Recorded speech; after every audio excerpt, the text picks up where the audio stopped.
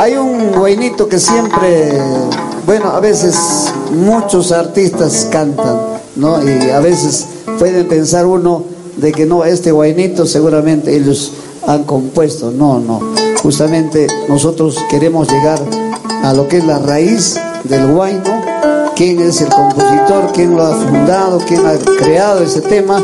Hay un guainito que siempre cantan ustedes, ¿no? Decías, hermosa flor naihuanaihuita. Esta canción nace a raíz de también, ¿no? De sus momentos de juventud que mi mamá ha tenido, que yo también lo he tenido, también lo estoy teniendo todavía en momento de juventud, y que se ha compuesto ese tema en honor a más que todo, ¿no? Yo siempre le dedico esta canción a mi señora madre, la ciruana, y que también me lo ha dado más los créditos, ¿no? Para decir que tú vas a ser el autor.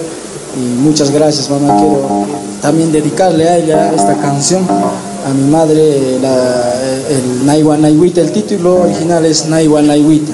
Y vamos a deleitarles a todos con mucho cariño. Es nuestra composición propia de aquí de los voceros de Quijana. Dedicar esta canción a mi amigo que me ve desde Lima, al señor Carlitos, que nos ha ayudado aquí en los publicitarios,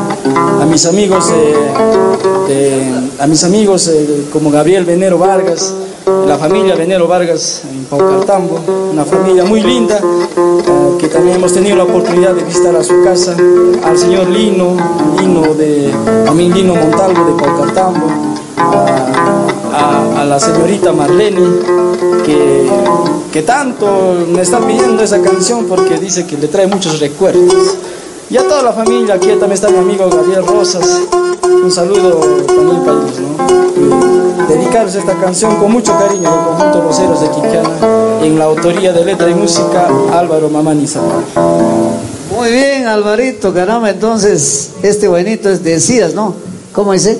Decías que me querías. Qué bonito, ¿no? Empezando nomás todavía, ¿no? Tiene un sentimiento, ¿no?